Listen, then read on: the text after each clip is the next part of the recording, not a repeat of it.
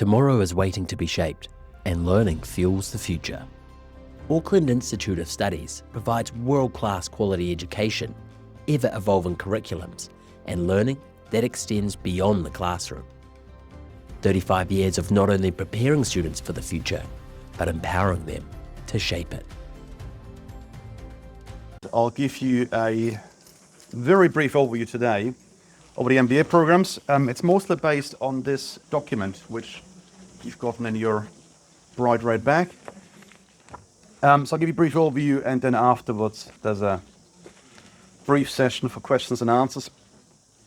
But I thought just initially I'll show you in New Zealand, there's a total of 8 MBA programs, just to show you just how unique an MBA program is. So seven of those 8 MBA programs, they're from universities, and the other one is obviously us. So we're the only private provider which has an MBA, given it comes with some prestige. Just for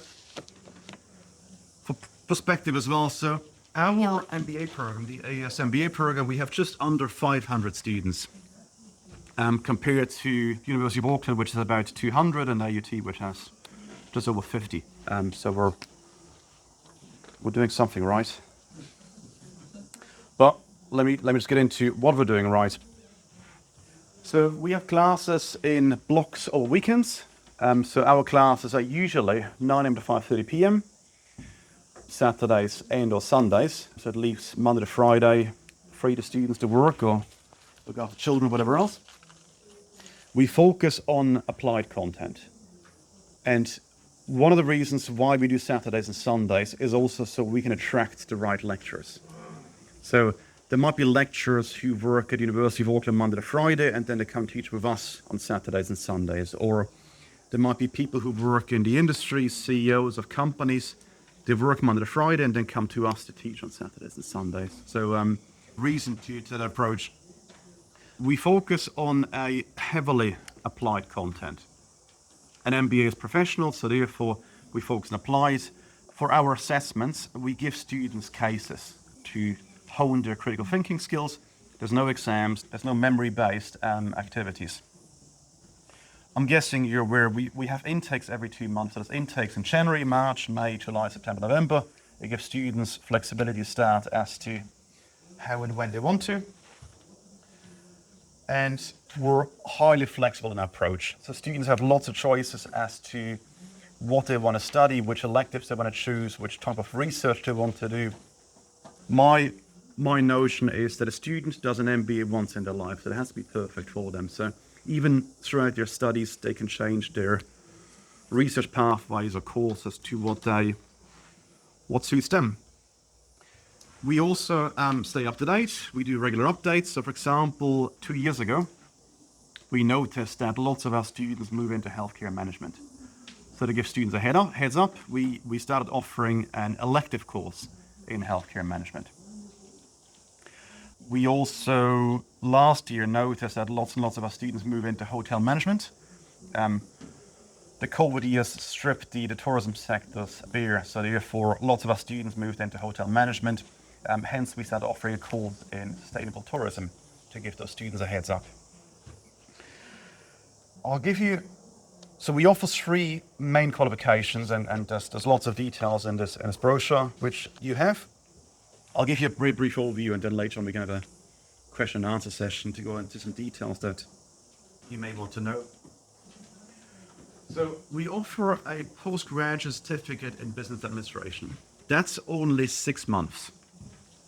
So usually that's not very popular for international students because it's not going to give them a post-study work visa, as you're aware. But we started offering the post-certificate offshore online. So students can study offshore online with us. For 6 months, they complete the postgrad certificates, and then later on, they can join us to do an MBA, which decreases the duration of their MBA. Does it then become like 12 months for the MBA, or? Essentially, yes. So for the postgrad certificate, we offer 4 courses. The same 4 courses are taught in each qualification. So if you've done the 4 courses as part of the postgrad certificates, then a decreased duration for either of the other 2 qualifications. So yes, 6 months in the home country and 12 months here in New Zealand. We went through lots of efforts to make sure that the offshore online experience is very similar to that in New Zealand.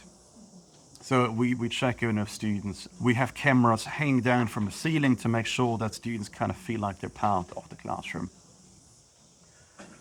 The second qualification we offer is a postgraduate diploma. Postgraduate diploma is 12 months. Students do, for the first 6 months, they essentially do the same as here. And then for the next 6 months, they do elective courses or an internship. The postgraduate diploma is at this time not hugely popular because, as you're aware, it provides less of a benefit for post-study work visa rights.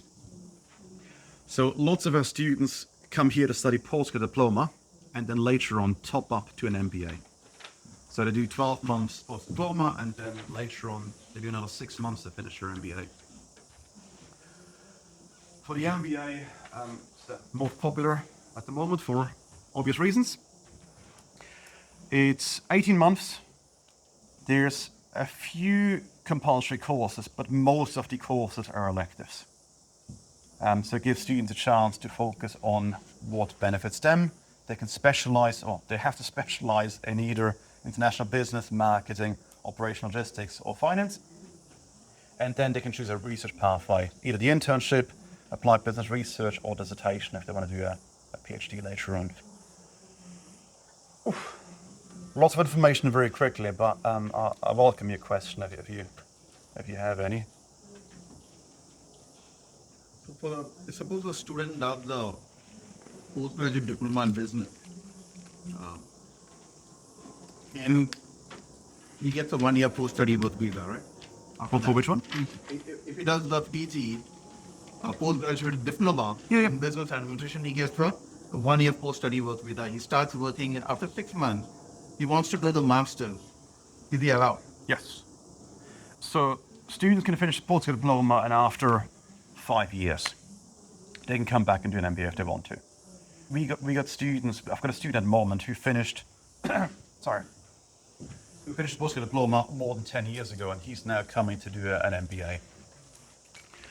I think the tricky bit is that the top-up MBA is less than 30 weeks.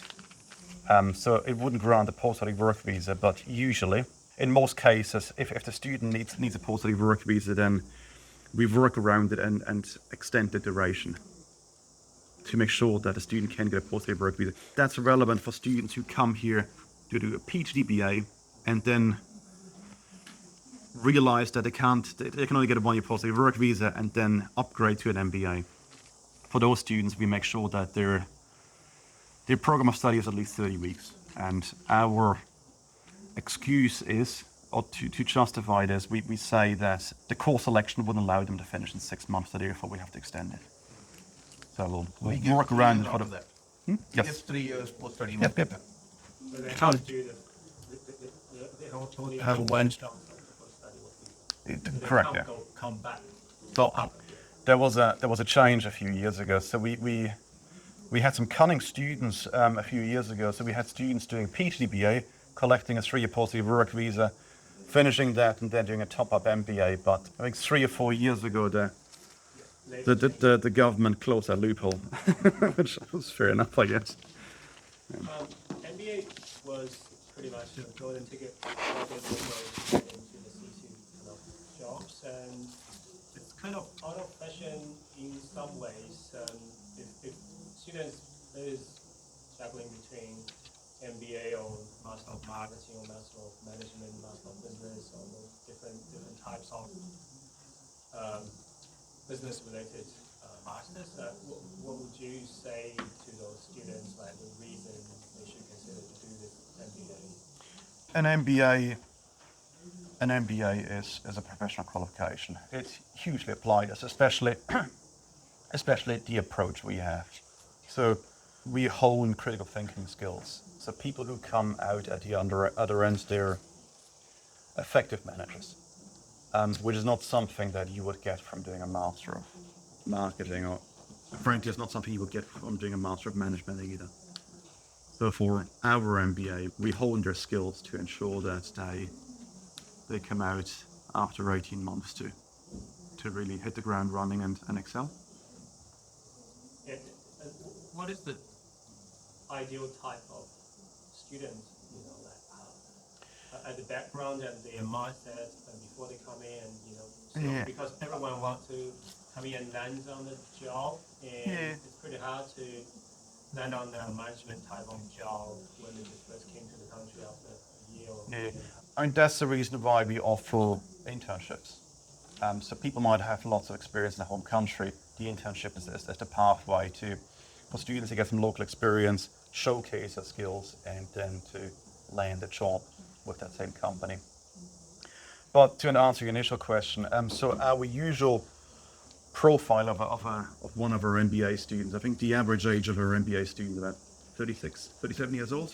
They have a fair bit of experience. They have a degree in any speciality, lots of experience in their home country, and they want to make a move for whatever reasons, normally to provide a better life for their family. But yeah, these students tend to do exceptionally well.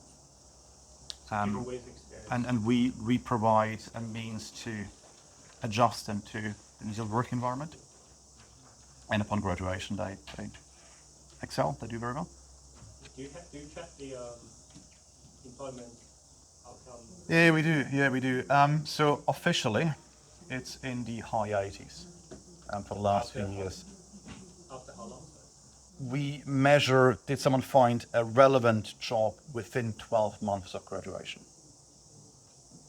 It's the only means we test. So officially, it's in the high 80s. Unofficially, it's higher because we reach out to all the students, and 10 to 15% don't respond. So we just assume they haven't found a relevant job. They might have, but just choose to ignore us for whatever reason. But officially high 80s. Unofficially, who knows? Hopefully 100%. Any idea what with their title, job title or position of relevance? Yeah. So most of the graduates, they're on my LinkedIn, so they keep in touch with me. So we got lots of students who work in the logistics industry, in CE management. We've got, I think through marketing, we can give you a few student profiles. The CEO of Sky City, for example, is a graduate from AIS as well. So our students tend to do quite well, but we can give you a few sample profiles of where students end up. We have lots of students ending up at Fonterra, for example, and other large companies. So they for example, you mean those logistic industry, where people landed on job in the logistic industry, do they need to have experience in those fields before they came to the program, or actually because of the program gave them I think it's a mix. Having overseas experience is hugely beneficial. But we provide our students with the knowledge and practical experience to land a relevant job. Without overseas experience, it takes a bit longer to climb the ladder, if you know what I mean. But and for the internship, the same. Like you can help with them to find internship at the same time the student can just bring their own. yeah, so we encourage and support our students to find their own internship. So we provide regular workshops to all the students from one of our senior lecturers who has a extensive background in human resources. So he works through how to find internships and make sure their documentations are ready, because CVs may look different in overseas versus New Zealand. So we encourage them to find their own, because we notice that if a student finds their own internship, usually they also get continued employment. But yeah, if they can't find one by themselves, then we step in and we have companies contacting us for internships, or we also have agencies to help us with placing students. So that's one course, the internship. It's one course. You have 30 credits. It's only an internship placement of 2 months. The MBA speaks about can be done face to face. What do you mean? I'm not sure what it means. Can be or I put that in there because the postgrad certificate can be done face to face. MBA one. Yeah, I understand. I put that in there because the postgrad certificate is face to face or offshore online. Post diploma and MBA, they are face to face only. Do you have a large cohort of the online ones? Smallish. Yeah. And normally we have students transitioning. So we might have students doing 1 or 2 courses offshore online and then joining us, just for the duration until they get their visas. The same fee and without PhD. Oof, you'll have to refer to marketing. I think the 1/3 each program, like 6 months, 1/3 master MBA, so the tuition is 1/3 of But the face-to-face and online, basically the same fee. yeah, totally. Online is not an option for PGC. Well, each of the courses entry requirement is the same. I mean the GPA requirement. The GPA requirement. Entry requirement. Alignment. the eligibility criteria. code for which one? For all 3 courses. Oh, sorry. Yeah, there's no GPA requirement. So you must have a degree in any field. The average mark is. Yeah. Sorry, I should clarify. So there's no cheap requirement, but we expect students in some countries, students get less than 50%, and it's still a pass. So for those ones, we have a look at it. But beyond that, there's no GPA requirement. And work experience. Sorry. So you must have a degree in any qualification, and you must have at least 2 years of relevant work experience. How do you? Which means that there must be some team leadership or some. How do you verify the work experience? I would look at their CV and usually at employment reference letters, employment letters, whatever you call We them. don't have a reference letter. We don't do special admission for every single place. Okay. So it's done by marketing team, the sales team, conversion team. We're quite familiar with our conversion Mahler. So we don't do special admission. So we will collaborate all the information you have. Like the total difference between our another institution. I will do explanation later. But things is we're gonna have the bachelor degree, at least 2 years experience, relevance, or higher leadership. And then we're going to do the special admission session. We're going to pass all the admission to the senior leadership or the faculty and get back to you. Okay? There's also a different pathway. So it's either a degree in any field plus relevant experience, or if a student has a degree in business with no experience, I can have an interview with them and assess their level of motivation. And on that basis, we can accept them. What about this? So people without degree, no. Degree, fast. So that's what he was saying before. So if we get this a fair bit where a student might just have done that, we get this from China, for example, where a student has done a 3-year diploma and has lots of experience, then we can do a special admission. And I can have a look at that and see if the experience outweighs the lack of a degree. And usually, so I see this a lot, again, especially from China, where a student might have a 3-year diploma plus 10 plus years of experience. On that basis, we can accept them because it is at least equivalent to our usual entry requirements. Questions, complaints? Please. Have. AIS has this master's or MBA program. UB has the similar program. We are not talking about this today. No, but we want to know at the end, how do we fit the student as a customer or a student? Or why do we offer which one? We should know what the reason of offering, what's the difference. I'll give you an answer to distinguish between a Master of... So UB offers a Master of Management, we offer an MBA. So a Master of Management usually has no requirement for experience and therefore get students through to target them for a low to mid-level management position. We expect relevant experience and we work with them to hone the critical skills to the outcome is for them to attain a mid to high level management position. My name is Eric. I'm an MBA student at AIS. I've got 2 weeks left of my program. I also work here part-time. I was lucky enough to get an opportunity to do that while I was studying. I'm part of the student council, which is a big function at AIS. An MBA team, you go through all the disciplines of a business, right? Master of Management is, okay, I can manage people. Great. But I don't understand finance. I don't understand accounting. I don't understand HR compliance, HR policies. I don't understand logistics. So with an MBA, you go through a little bit of all of that, and then you pick your specialization. One of the good things, which compared to my first MBA with this one, we can change our major all the way down to like the last 6 months of the course. So you have 1 year to go through different electives, different programs to see what you're interested in. I actually have a friend, she came here wanting to do marketing. She's from Japan. She wanted to do marketing.